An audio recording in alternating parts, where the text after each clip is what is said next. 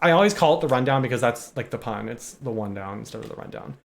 And my brain, my mouth moves faster than my brain, which isn't a problem most of the time, but today.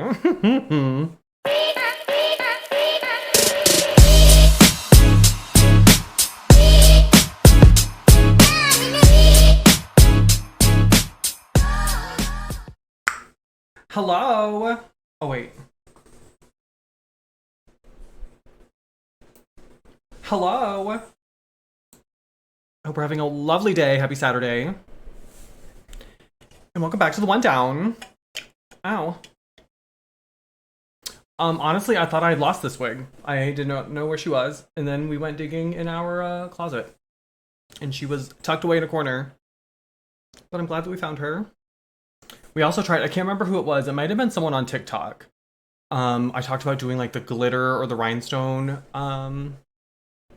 freckles. We decided to do that too. I don't know how easy you can see them, but we have rhinestones. They look very good in person. Camera doesn't necessarily do them justice, but that's okay. Love my video, thank you. I've been trying really hard. I don't know if y'all have noticed. Some of you probably have. We've been really pumping out the content the last like 2 weeks or so. Poor TikTok. They're really getting it. They are really getting it. I think I posted like 5 TikToks a day, 4 TikToks a day. So it's a good problem to have, but it's also been a lot. It's been a lot to deal with. We've had that block button's been getting a workout, mama. Feels so fall today. Oh, I'm jealous. I'm jealous. There is an apple orchard right next to the house that I grew up in, not where I live now. And I follow them on Facebook. They were family friends growing up too. The house that we lived in, we bought from that family. And they like just opened, I think last weekend. So it's still just like the early like varieties of apples, which are usually like kind of small, usually a little bit more on the tart side as opposed to the kind of sweeter, riper apples. So we haven't gone yet, but I really want to go. I could go for some apple cider donuts. Ooh. Be still my heart. I'm very excited about fall. Yeah, pumpkin picking, apple picking. A good corn maze. Ugh. Love, love, love. I went back and forth with someone today on TikTok who was adamant that my bad attitude and clapping back at people was going to stunt my growth and that I was going to start losing followers as a result. The term that he used, I say he. Pretty sure this was a cishet man. A Dead by Daylight player. But the word he used was bitchy. He called me bitchy. Eventually I was just like, are you done? Are you done running your mouth and can I go back to ignoring you? And he said, yes, but stop being bitchy. And so then I just blocked him. So I've had a lot of really fun conversations like that this week. It's been a real joy. I love creating content on the internet as a queer person. I will say I do really love that most of them assume that I'm a full-time streamer. And so I get a lot of comments about how this is my job. And people can't believe that I make a living doing this. Which I don't. I certainly do not make a living doing this. That would be lovely, don't get me wrong. But we certainly do not make a living off of content. Anyway. Well, I'm so glad everybody's doing well. It's so good to see you all. I'm very excited for episode 2. Goal today is to keep it under, I would like to say, an hour. We very much pared down the agenda for this week, and I'm prepared to go much more quickly through it, so that we don't end up with another 2.5-hour episode. No promises, but I think that I've got a winning formula now. Get rich, pay. Honestly, that's a lot of it too. Is I think being able to get to a certain point, and this I think feeds into the conversation around like Twitch partner and whether it's attainable and whether it should be what we're aiming for, and like what exactly the trajectory of a content creator should look like. Honestly, I think the better like initial goal for you once you get past the like affiliate hump is to get to the point where you can start outsourcing some of your work. If I could afford to hire a YouTube editor, girl, unstoppable. You know how many videos I've got backed up, ready to go? I just need to edit them. How much raw footage I've just got sitting on my computer right now, but I don't have the time, interest, or energy to edit them all. If I could afford to hire someone so that I could put out a long form video every week and better edited shorts and TikToks on a more consistent basis, unstoppable. I saw a game where it's basically, it's a game that like markets itself as like, play this game and you'll become a Twitch partner. Basically, if you're like one of the top players in this game, every week, month, I'm not even sure what it is, you get boosted, meaning you get extra viewers from this game. Like, they'll feature you on their Twitch channel. But if you look at the reviews for this game, there are a lot of folks who are suspicious because it's not a very well-made game. Like, the graphics aren't particularly good, but it does use up a ton of your GPU. So there are folks who, and if you look at the reviews, they'll say, like, I'm suspicious that this might be like a Bitcoin thing where while you're playing the game, it's using your computer to mine Bitcoin. But also, they think that the way that they're giving people all these views is that while you're playing the game pulls up somehow an instance of Twitch and makes you view whoever the top gamer in the game is. And that's how it's giving people all these extra views.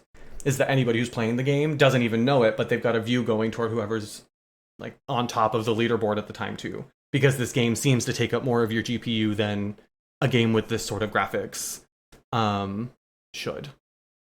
Which is so shady. But it's stuff like that like a new streamer is not going to know to look out for.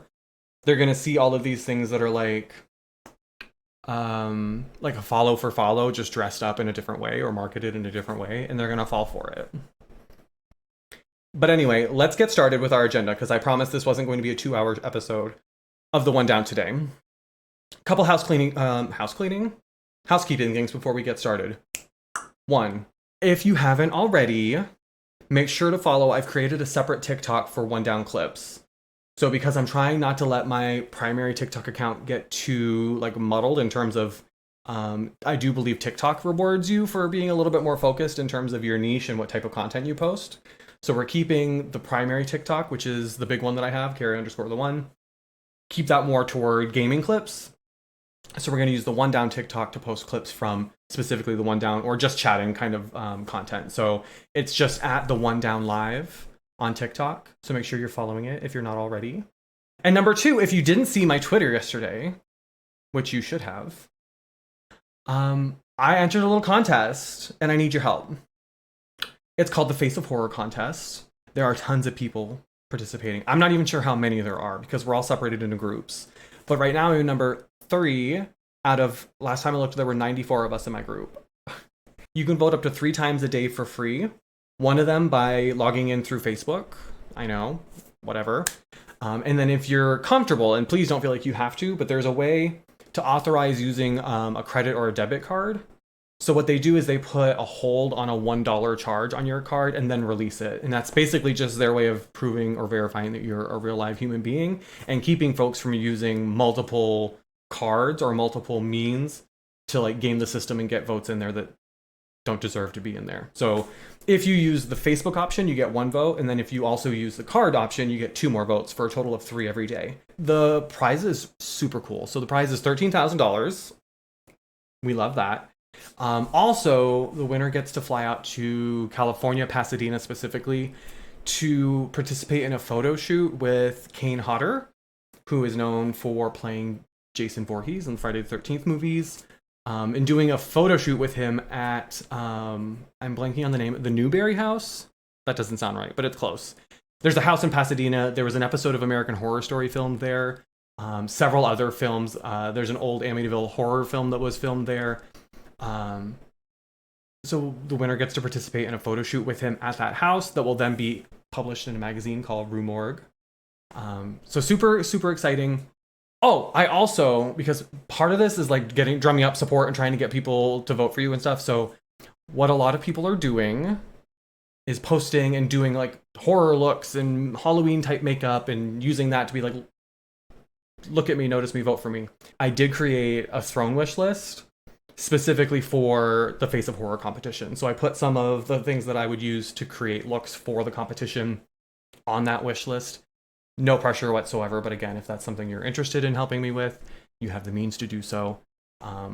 It's some of it's super basic stuff like black cardstock, so I can try to make my own lashes, up to things like masks, and there's like horns in there and like all kinds of stuff in there.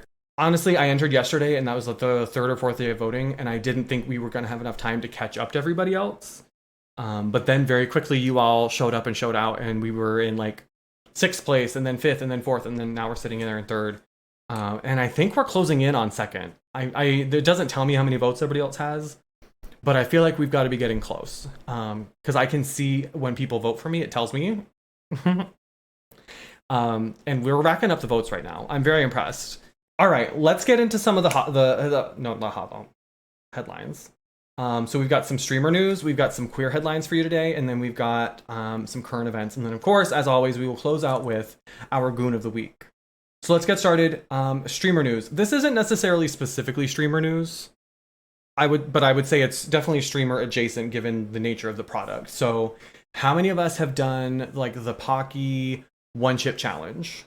That thing comes in a box. It's literally one tortilla chip. That's the hottest tortilla chip in the world. And it's meant to like test the limits of your human body. I have not. I know Jared has. And I know that it's a very popular option for folks who are doing things like subathons or tipathons or charity streams, fundraising streams. Love to use that as one of their rewards. Might want to second guess that, or maybe consider doing something else, because last week someone died. Yeah, a teenager died after eating the one chip or trying the one chip challenge. I couldn't get a clear idea of whether he ate the entire chip himself or if he just had some of it, but he did pass away. So it was a 14-year-old named Harris Woloba. I'm probably butchering that. In Worcester, Massachusetts. So the story was that this was on Friday, September 1st. He went home early from school. His mom came to school and picked him up early because she got a phone call from... So Harris went home from school early because he had done this one chip challenge and passed out at school. Nurse sent him home with his mom. After he got home, he passed out again, where he was then rushed to the emergency room and he died.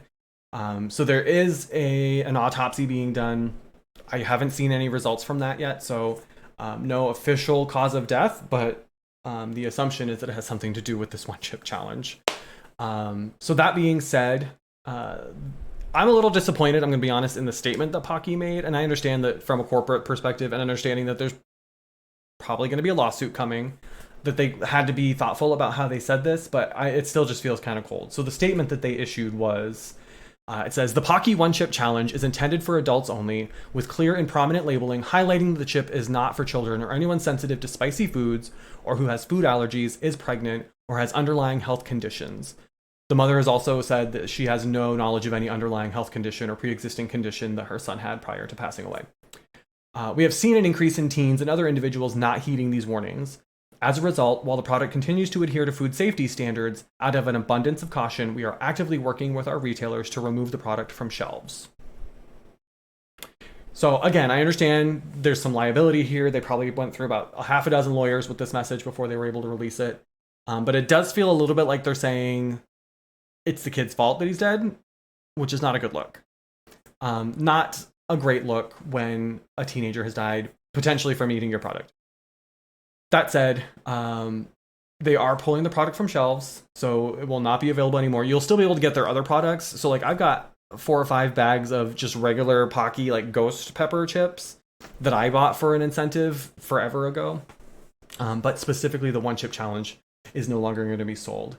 And for folks who already have it, there's a hotline that they've put up where you can call it about getting a refund and returning the product that you might already have if you're not able to return it at your point of purchase. So it's a shitty situation all around. It sucks. Like I said, there's probably going to be some legal ramifications here. There are probably going to be at least, I would think, a civil suit, if not multiple. And hopefully we don't see any more stories like this.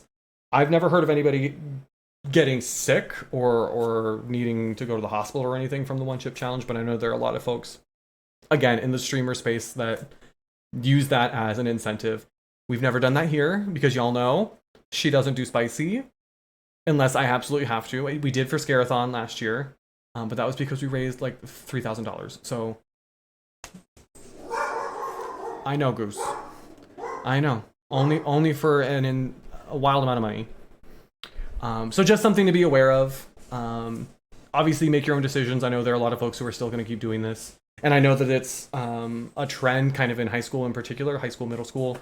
Kids are doing this. I feel not great about the way that the statement is worded. I also know they interviewed, Harris was on the basketball team, I think, at his school, and they interviewed the basketball coach, and the coach kind of blamed whoever sold the challenge to. From what I understand, it sounds like he got it from a friend. A friend of his had it, and he got it from them. So the basketball coach was kind of blaming the store that sold it and said, if this says that it's only for people who are 18 and above, why aren't they carding people? Which is, I think, an interesting take. I don't know that it necessarily says on the package that you can't buy it if you're under 18. It does feel like it's probably just like a cover my butt kind of thing. I can't imagine these products coming back and going on the shelves behind a counter somewhere where you have to have an ID in order to buy them, but who knows? Maybe that's one solution. So anyway, super sad. Hearts go out to the Harris's family. No one should ever have to deal with that. No one should ever have to go through that. But also just a word of caution. That's why it's kind of in the streamer news category, because I know that it's something a lot of streamers use. Moving on, let's go to queer headlines. And this isn't inherently a queer story, but I'm making it one because we need some good queer news. Last week we had a pretty heavy story on our queer headlines. Story out of Uganda, some folks who were being the first folks prosecuted under Uganda's new anti-homosexuality law. I wanted to do something a little bit lighter this week, something a little bit more uplifting. And this is actually kind of funny. So everybody knows dictionary.com is kind of like the authority on new words. You see news stories every few months where dictionary.com has added some new term and it's now like an official word. I guess that's how that works. So they just finished their fall drop. So they've just added 566 new words to dictionary.com, and some of them are interesting. So among them are terms like polysexual, autosexual, amalgagender, and gay marry. In addition to, again, over 500 more. So let's talk about it. Polysexual, I've heard all of these terms. I didn't necessarily have like a working definition for all of them, so this was helpful for me. Maybe it'll be helpful for you too. Polysexual, the definition that they now have in dictionary.com is noting or relating to a person who is sexually attracted to people of various genders, but not necessarily to people of all genders. Fair. Autosexual, this one was a new one for me. I feel like I've heard the word before, but not necessarily like in like casual conversation. But the definition is noting or relating to a person who primarily feels sexual attraction to and desire for themselves as opposed to other people. An interesting one. The third one is amalgagender. And that definition is noting or relating to a person whose gender identity is linked to or impacted by the fact that they are intersex. And for the folks who aren't as familiar with the term intersex, intersex is a condition of birth. So most of us are taught growing up that when people are born, we're either male or female, that it's as simple as you're born, the doctor looks between your legs or whoever delivered you, and they say it's a boy or it's a girl. In reality, it's much more complex. It's much more of a spectrum of existence than many people would have you believe. So it's entirely possible that someone is born with a combination of characteristics that don't necessarily line up fully under the male or female kind of bucket. There are a lot more than just genitalia that go into play. So there are dozens of gender or sex markers that are present at birth. And it's actually not uncommon for folks to not have a complete set of male characteristics or female characteristics. And anytime that happens, it would be an intersex birth. That might manifest a bunch of different ways. So it could mean that external genitalia and internal genitalia don't align. It could mean that visibly, physically, the child might appear to have all of the male characteristics, but their chromosomal makeup might be more in alignment with a female child. It could be things like hormone levels. It could be things like chromosomes. Again, internal, external genitalia. Any number of different things. And any time that, again, that doesn't line up completely underneath one or the other of the two binary sexes, it would fall underneath kind of this umbrella of intersex births. It's tricky to know how common they are, although the number I hear, or the comparison I hear the most, is that it's about as common as redheads. Because it's entirely possible and very common that intersex folks don't even know that they're intersex, because they might not be able to see a difference. There might not be a visible or felt or experienced difference. It might be entirely within their DNA. So often folks find out that they're intersex when they're trying to have children, or when they get certain specific blood work done, something like a panel that shows their chromosomal makeup. Those are the types of things that might bring that information up for folks. And many of us never have those sorts of tests, or we assume that if we're not able to have children, it's for some other reason and not necessarily because we may not have the right anatomy for it. So there are lots of intersex folks that go their entire lives without knowing that they're intersex. So anyway, that's a definition or a little background of what intersex means. And so amalgagender is someone whose gender identity is linked to that intersex identity. As you can imagine, being born and having an intersex identity can make gender super complicated and super complex. So this helps give some language to folks who maybe would find that helpful in terms of understanding or just explaining their gender to other folks, which is often the case with this sort of language, that it's more for other people than it is for us. I think a lot about, like, when people ask me if I'm gay or not, because I'm non-binary, and so they want to know, like, am I still gay even though I don't necessarily identify as being a man. I don't really think about it. So I usually just use the word queer, but language like this can help folks provide maybe a more specific or a more nuanced explanation for those sorts of experiences to other folks who are trying to understand if that's something that they want to do. Work. And then again, the last term there was gay marry. So the idea of marrying someone of the same gender or sex is now officially a term according to dictionary.com. So you can now get gay married officially. They also made some other changes. So things like they removed gendered pronouns from a lot of definitions. So a lot of the definitions that were existing previously would have references to like his or her, himself or herself. They've removed those types of references and replaced them with they, them pronouns to better reflect the way people actually speak, which is exciting and very cool. Raven says, yes, genetics is so interesting and can reinforce fluidity, in my opinion, because of the multiple combinations of X, Y that can occur. Exactly. And it's so hard as someone who, and you probably know this on like a scientific level much better than I do. My experience is mostly having these conversations from like a, here's why you should care about language perspective, and much more from kind of an educator perspective. It's so frustrating because there are so many people that don't want to try to understand something so complex and something so maybe foreign for a lot of us. Even though if they did, they would understand that this is perfectly natural and just another like facet of human expression. And they just want to believe that whatever they learned in 7th grade science class was everything they needed to know about biology and humanity and anatomy and gender. And they don't seem to grasp that what you get taught in middle school is not meant to be like the foundation of your entire understanding of science as a whole. It's meant to be what you need to know at age 12. And that might not necessarily include things like the entire, range of human gender and sexuality. Imagine. To close that out, to some of the other terms that were added were things like Nepo baby. I always find that whenever I see these stories about like new words getting added to sort of the lexicon of language that we have, it's always a really good, I think, indicator of what pop culture is doing at the time and what people care about at the time. So Nepo baby is a term that was added. Greenwashing was added. Chatbot is now officially a word. I didn't realize that wasn't a word already. So now it's in the dictionary.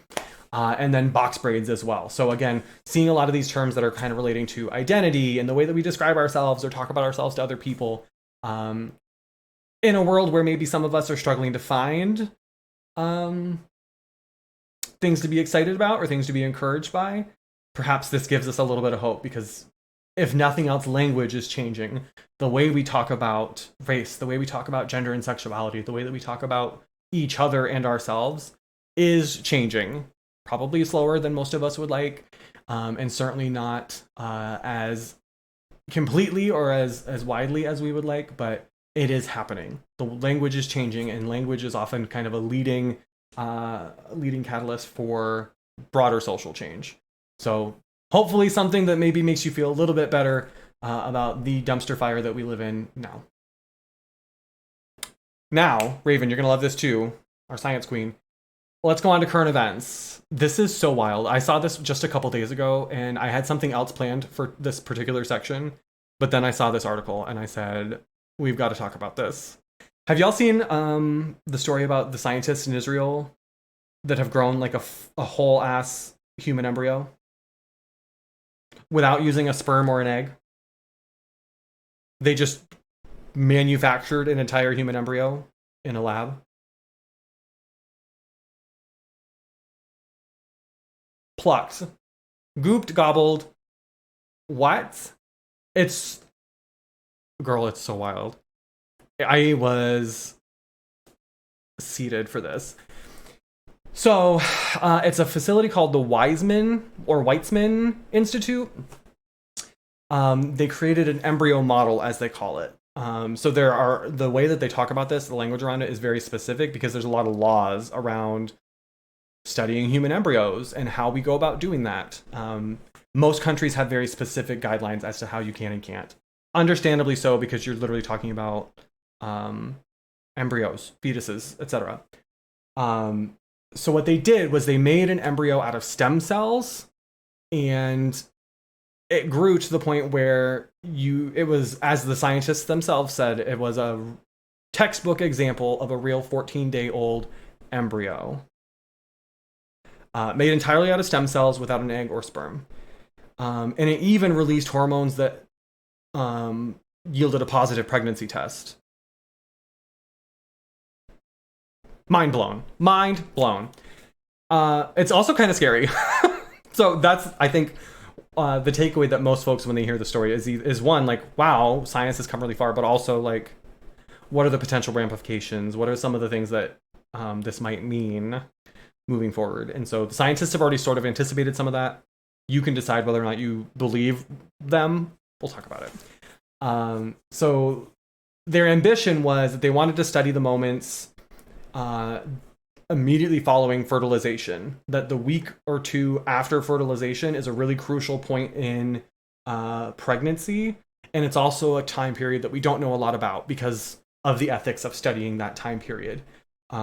It's hard, if not impossible, to study it on live, actual human embryos because of the potential ethical hang-ups with messing with embryos. So they wanted to find a way to kind of manufacture, much like we've seen in the past, scientists have been able to use stem cells to create like functional organs. I saw a story where they had a functional rat heart that was beating, and it was like an actual, indiscernible from one that had been plucked out of an animal. And so the idea was they wanted to be able to create an embryo that they would be able to study because ethically it wasn't using any actual human gametes to create. So that was the purpose. And in Israel, as well as many other countries around the world, the guidelines around this sort of testing is that you're only able to keep it up till 14 days. And then after that, you're not able to continue studying it. Because then it starts to get into like questions of when does it become life, and the whole debate around that. So they could only keep it up till the 14 days, but they have a lot of hope that this would give them an opportunity to better study that particular time period. The first 14 days after fertilization is the source of a lot of birth defects, and it's also the source of a lot of miscarriages. So being able to study that time period will give doctors and scientists a much better sense or a much better understanding of what some of those root causes are of miscarriage and birth defects, so that they might be able to work to create some sort of solution. Although, again, this is a time period when a lot of folks don't even know that they're pregnant yet. So there are a lot of other pieces of that puzzle that would need to fall into place. But again, it's a start toward perhaps better understanding a piece of the pregnancy puzzle that we've really not been able to understand thus far. Naturally, there are some concerns about what the potential ramifications here are. The idea of like manufacturing people is one that does not sound super exciting for a lot of us. It gets into the kind of ethics of like what constitutes a human.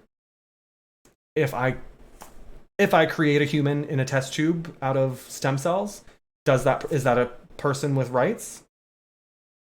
Am I that person's parent? Or is it property that I own? And that, of course, doesn't feel right and starts to lead down some really scary paths. So I think we're probably pretty far away from that. The way I understand it, and again, I am no scientist, and I am no like expert in this particular field, so please don't take me for one. This is the BBC article, Raven. I don't know if this is helpful. The way I understand it, this embryo would not have been viable because 14 days is past the point in which an embryo can implant in the uterus, so that if they were to try to make this into a longer term embryo that then could potentially develop and be born, they would have to redo kind of their process because 14 days takes too long.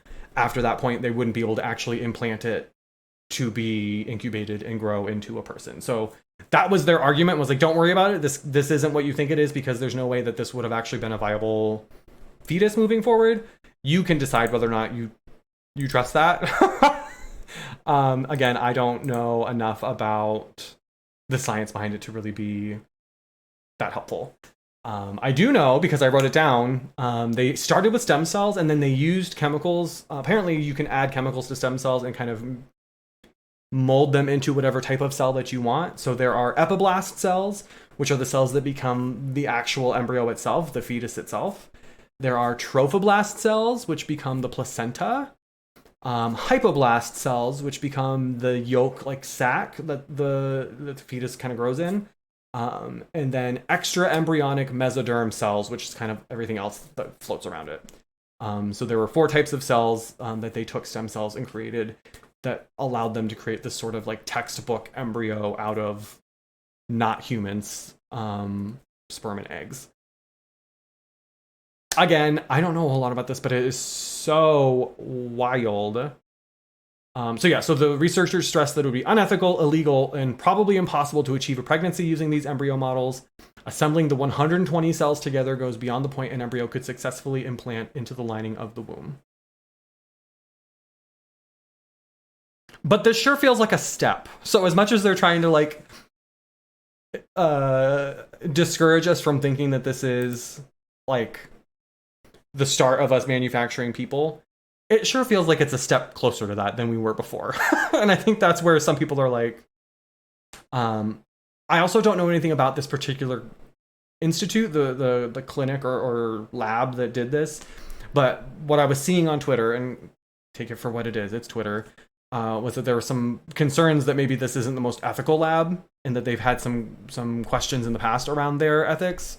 And so some of the concern, I think, centers around like, this is interesting information and this should be studied, but there are folks who are concerned that this is the team that's studying it or that this is the lab that's studying it. So again, lots of layers there, lots of nuance. I'll try to keep an eye on this one because I think this is, again, super interesting. But again, I'm also not a doctor, so I have a really hard time understanding a lot of this. So maybe Raven, maybe you can help me kind of keep an eye on it. And if there's anything that's actually meaningful in terms of development, we can chat about it. Otherwise, I'm not sure how to tell like when something happens that's like actually a big deal or if it just sounds like a big deal because it has a lot of big sciencey words. So versatile before they commit to what they, yeah, which is, I remember when stem cells were kind of first brought into the political debate and the idea of like, the way that was branded was like, oh, we're taking stem cells from dead babies, and it was like a whole thing that conservatives were really leaning into. Yeah, it's a lot. Oh yeah, I wasn't trying to imply you were a doctor, I'm sorry, but you clearly seem to understand this far better than I do. So yeah, wild, right? I don't know how I feel about it, I'll be honest. Like, my gut reaction is, oh, if this leads to us better understanding like this really crucial point in pregnancy and can help us prevent folks from having miscarriages or certain types of birth defects, then I'm for that. I'm for that. I also know enough about kind of disability history and the discourse around disability that often when we talk about um, making decisions based on potential outcomes, when we're talking about embryos and babies and fetuses, that toes the line into eugenics very easily and very quickly. You know, if this allows us to better identify a birth defect or a potential flag for miscarriage, does that then mean folks will start seeking abortions because of that news? Are we going to start seeing people who don't want to have a child if it's going to have a certain kind of condition when it's born? Again, a line that's not that hard to draw from point A to point B, even if that's not necessarily the like intended consequence or outcome. So I don't know. It's a lot. It's so much. It's so much. But again, it's so interesting. It's so interesting. Oh, speaking of, we're doing pretty well on time. I'm not gonna lie. We're doing pretty well on time. Let's get to our goon of the week, huh? Let's get to our goon of the week. We're about to wrap up.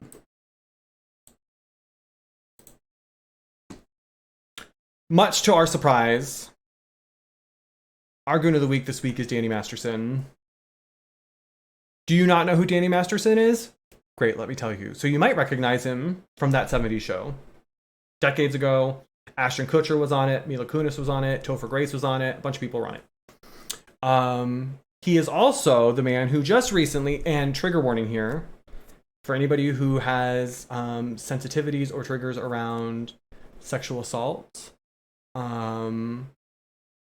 RAPE, or other types of sexual and or interpersonal violence, this section may not be for you. You may be mute, and then when you see this face no longer on the screen, you can come back.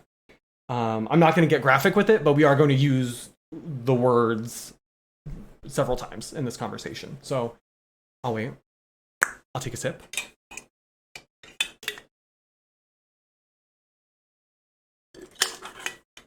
Okay. So Danny Masterson was just sentenced just a couple days ago to 30 years to life for the rape of 2 women in 2003.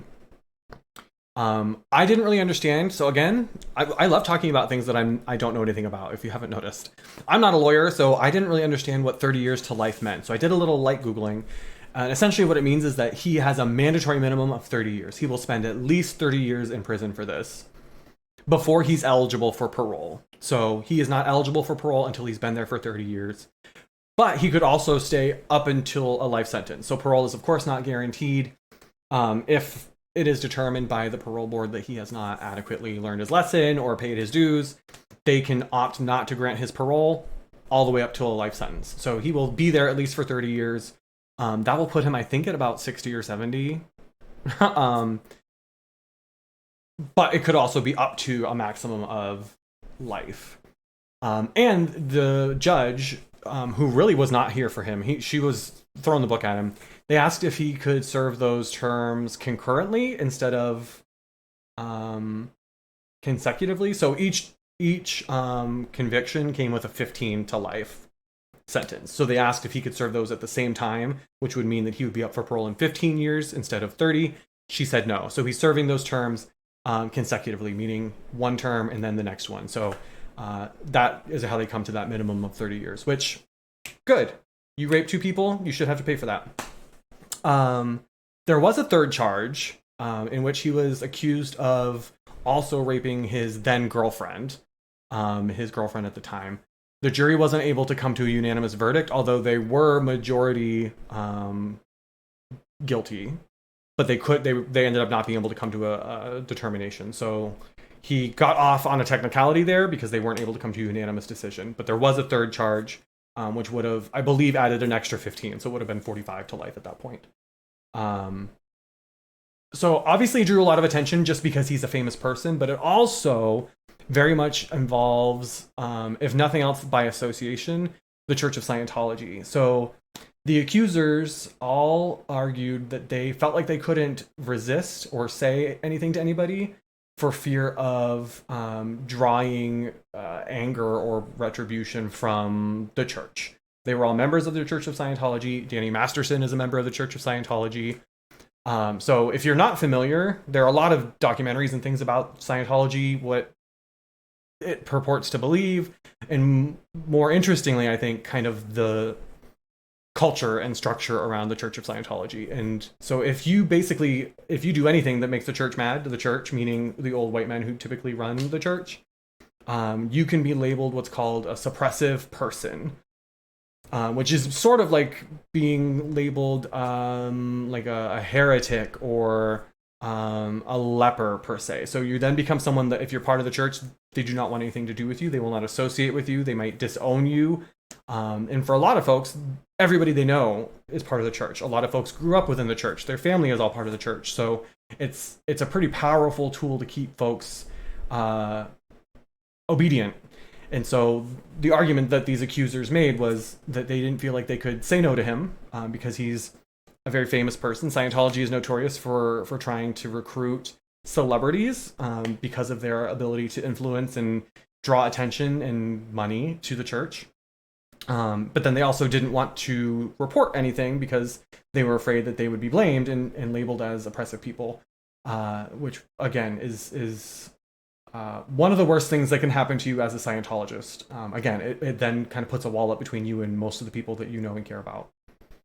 A lot of folks were very surprised by the sentence because we know that typically in these sort of high profile rape and sexual assault cases, it doesn't often go the way of the victims, particularly when you've got such a high profile celebrity defendant. And these are cases that are remarkably hard to prove as well. There tends to not be a ton of physical evidence. There tends to not be a lot of eyewitness accounts. So it does often tend to be sort of a word versus word. And in this case, I think because we had some very compelling accusers and because there were multiple of them, it became a little bit easier to get the win. So I'm hopeful that they are satisfied with the result, and thinking of that third victim as well, and hoping that knowing that he's at least going there for at least 30 years, even though that's not for the crime committed against her, that she might feel some measure of justice has been served. That said, no, Shoham, we're getting to that. Other good news is there's still a civil case. So this was the criminal case. There is still also a civil case from all three of these women, in which they are seeking like financial compensation for the harm he has caused them. So the Supreme Court turned down they actually have a case against the Church of Scientology as well. So in the criminal case, the church wasn't directly implicated. So the church wasn't asked to answer for any of this or wasn't on trial. They were certainly referenced a lot, but there was no formal charge against them. The civil case names the church. So the church and Danny Masterson will have to handle this civil case. The church had asked the Supreme Court to handle the case in arbitration instead of making it go to a trial. And the Supreme Court said, no, bitch. They said no. So it does look like we're going to get the whole shebang. I'm not sure how much information the public is going to get about that, if it's going to be particularly accessible to us, but we will certainly keep an eye on it. It had been paused, so that case was on hold until the criminal proceedings finished. Now that those proceedings have hypothetically finished, although I'm sure there will be a bevy of appeals to go through as well. His lawyers have already said they're going to appeal because they think that there were a lot of mistakes made and that the prosecution didn't do their due diligence, et cetera, et cetera. But once all of those have played out, this civil case will then pick up. So interested to see how that all pans out.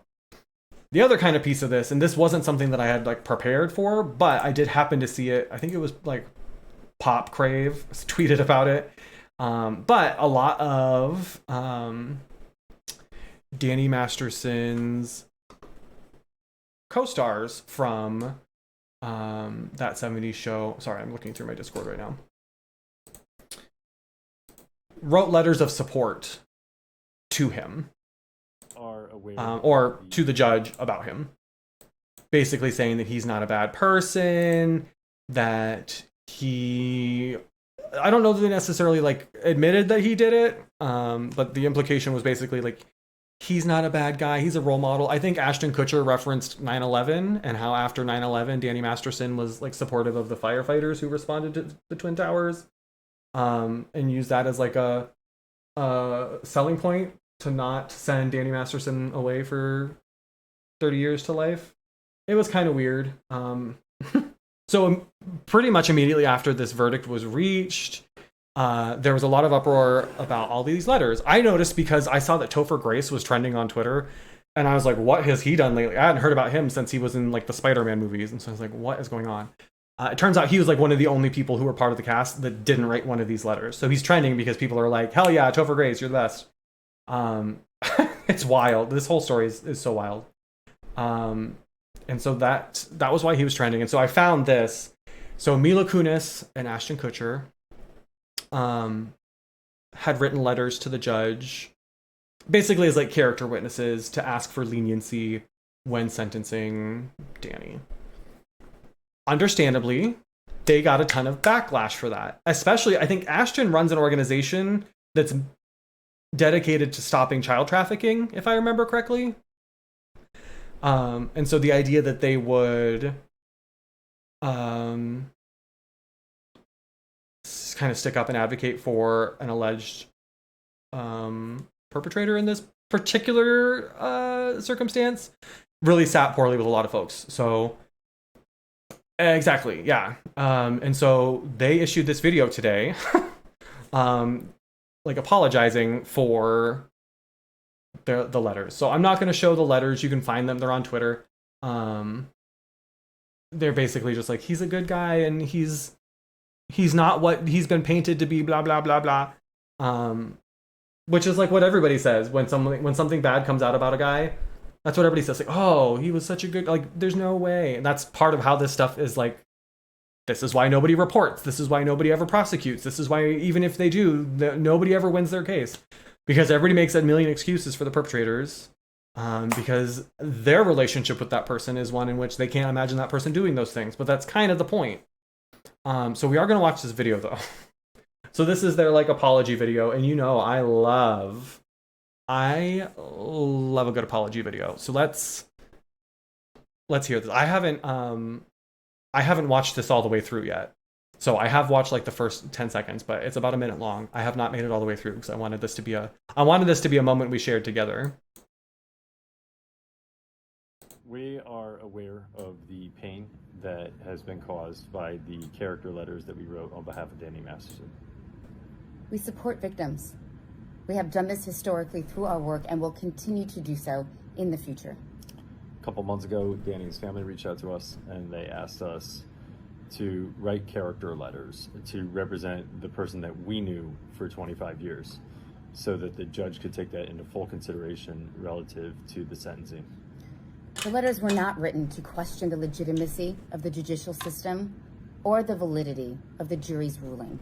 They were intended for the judge to read and not to undermine the testimony. We weren't supposed to see those. In any way. We would never want to do that. And we're sorry if that has taken place. Our heart goes out to every single person who's ever been a victim of sexual assault, sexual abuse, or rape. We are aware of the pain. Okay, so yeah, they did it. This is the because the backlash was swift and it was fierce, honey. People were dragging them so hard. Side note: this has nothing to do with the video. Neither of them look like they've aged at all. Is that Scientology or is that just good skincare? You decide. So what I'm hearing here, I know this is a good spot. I feel like this face Mila's making would make a good emote. They are all part of Scientology, yes. There was also, and I didn't save it. I wish I had now that I'm talking about this. Someone posted an Instagram story basically like calling Ashton Kutcher specifically out, and she basically was like, I know what happened I was there. There was a phone call and she gave a specific date. It was like, I was there. I know what Danny Masterson has on you. So now the rumor mill is all going and people are like, well, what did Ashton do? So I think they felt like they needed to do something. It was clear they were reading some sort of a script, which is a choice. There was also a lot of like, we believe survivors and never wanted any harm to come to anybody, and we apologize if that was the case. That's like shitty apology 101. That's like saying, I am sorry you feel that way. Girl, how can you be sorry if you don't know whether or not you harmed anyone? Or if you don't understand the harm that you caused? And then the whole excuse feels like they're saying, that was for the judge. You all weren't supposed to ever see these. It's kind of the vibe I'm getting. Maybe I'm being too harsh. But it feels like what they're saying is, we wrote these because his family asked us to, so the judge would know the person that we knew, and they were only supposed to be for the judge, which feels like they're more upset that these got released to the public, which I don't know if that's typical. I don't know if this was a leak or if this is like information that is typically made available to the public. I'm not really sure how that sort of like access works. Maybe there's someone who knows a little bit more about that than I do, but it feels like what they're saying is, we never thought these letters were gonna see the light of day, and they're more upset that, or they're more bothered, or like they're only like responding because these letters weren't supposed to be public information. This was not supposed to be something that the whole world got to see eventually. So that just feels gross. They feel gross. This is not a good apology. They are clearly reading some sort of script or notes. I think it'd be public record, but I'm not a legal expert. I would think so too. If not necessarily like publicly accessible, something that if you filed like a Freedom of Information Act request, something that could be provided to you. So my guess is that someone filed that and then shared it. So probably not something that I could just like call up the courthouse and have them email me, but probably something if I went through the proper channels and requested that information, I could get access to. And then once I have access, posted on the internet for all to see. So that would be my guess. But again, do your own research on that. So this sucks. Grateful that he got the sentence that he did. But now we're seeing, and again, these two aren't the only two who wrote letters. There were, I think, at least 3 or 4 other people who were part of the cast with Danny Masterson who also wrote letters. I haven't seen anything in terms of responses from them yet, but I don't think, because none of them are as famous as these two. And just kind of the irony that he at least is part of this organization that is pretty well known for fighting child trafficking, which is like not the same thing that happened here, but certainly in the same ballpark, in the same sort of world, and certainly happens at the same time for a lot of other folks. It just feels really gross. Also, hi Jezebel. A couple that played the parents stood by him as well. Yeah, I know the parents did, and then I think was it the person who I can't remember her name, the redhead? The redhead. Pop Crave on X. Stupid. I need another monitor. Who wrote letters for Masterson? We support victims, blah, blah, blah. Who else?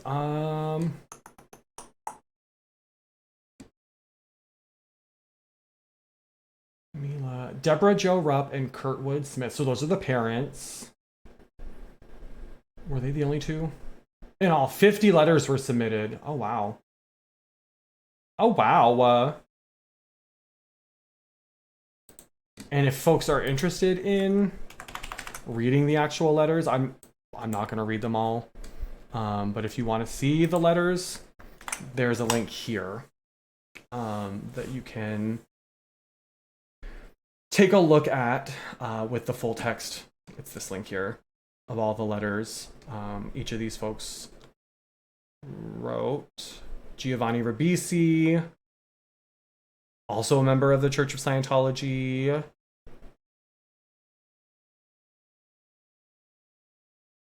Yikes. Yikes, yikes, yikes. Just a whole lot of yikes, you know? Needless to say, Danny Masterson, you are our Goon of the Week. Well deserved, and maybe a runner up to Ashton and Mila. Maybe they can be the goons next week if nobody else shows their ass between now and then. That said, you know what? We're at an hour and 28 minutes. We started with like about 10 or 20 minutes of chatting, so I didn't keep it under an hour, but I did keep it pretty close to an hour. And I think that's a win. When we started last week with a 2.5 hour section, dropping it down to 1 hour this week, I'm patting myself on the back for that. This has been episode 2 of The Rundown. Not The Rundown. That's not the name of it. It's The One Down.